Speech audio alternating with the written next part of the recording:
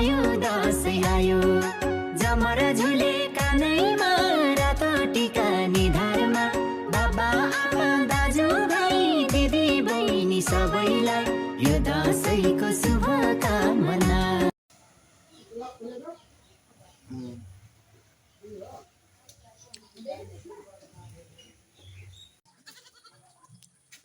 अब सुरु भयो हाम्रो पनि आजको दसैँ। यो चाहिँ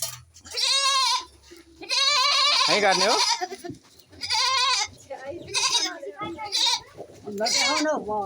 अहिले नकाट्नु न भएन पर्खिनु।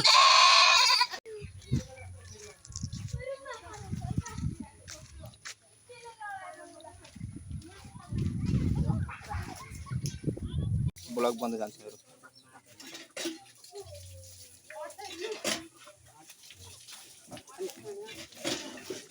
ना ना ना